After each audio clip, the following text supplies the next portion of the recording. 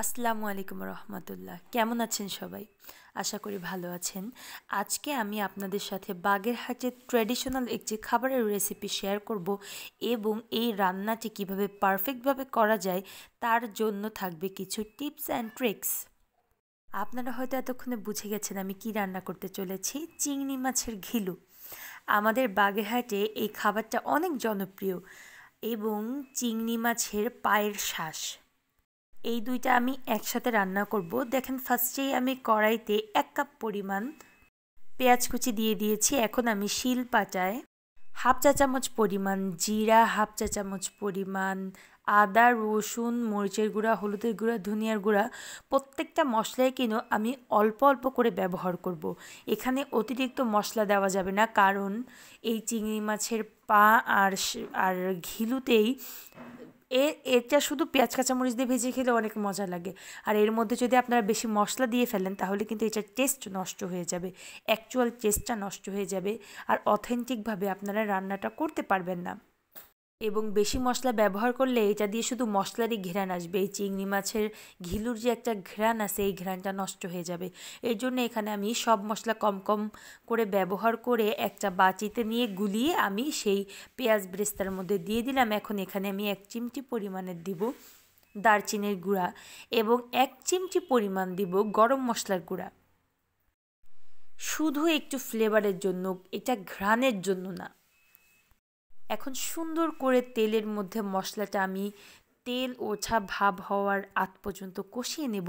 আর আপনারা হয়তো দেখেই এতক্ষণে বুঝে গেছেন এই রান্নাটায় আমি একটু তেল ব্যবহার করেছি বেশি। এই রান্নাটায় একটু তেল বেশি দিতে হয়, যেহেতু আমি এই ঘিলু আর পা থেকে বের হওয়া পানি দিয়ে রান্না করব। এখানে এক্সট্রা কোনো পানি অ্যাড করব না। এর জন্য আগে থেকেই আমি মশলাটা একটু পানি দিয়ে সুন্দর করে কষিয়ে নিচ্ছি। এই মশলা কষাতে কষাতে আপনাদের সাথে একটা সিক্রেট শেয়ার করি। আপনারা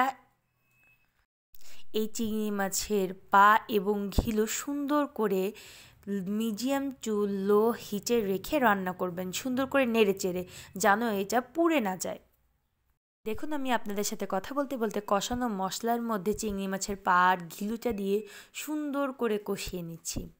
আপনারা আমার তরকারির কালারটা দেখলে বুঝতে পারবেন যে এটা খেতে কতটা ইয়াম্মি হয়েছিল। আমার আনাসবাবুকেও আজকে আমি চিংড়ি মাছের ঘিলুর তরকারি খাইয়েছি।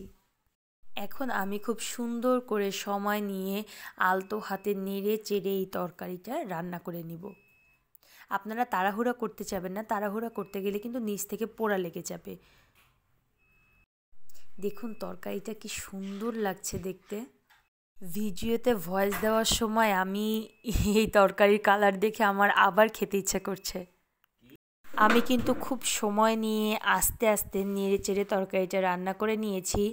আপনারা কখন বুঝবেন যে তরকারিটা আপনার হয়ে গেছে? যখন দেখবেন তরকারির চারো পাশ থেকে এরকম ফেনা ফেনা মানে গ্যাজা গ্যাজা উঠছে আর তেলটা মাঝখানে জড়ো হয়ে গেছে, তখন বুঝবেন যে আপনাদের তরকারিটা পারফেক্টভাবে হয়ে গেছে। তখন আমি কিছু আস্তা কাঁচামরিচ দিয়ে চুলার ফ্লেমটা অফ করে দিয়েছি। দেখুন ফাইনাল লুক, মাশাআল্লাহ।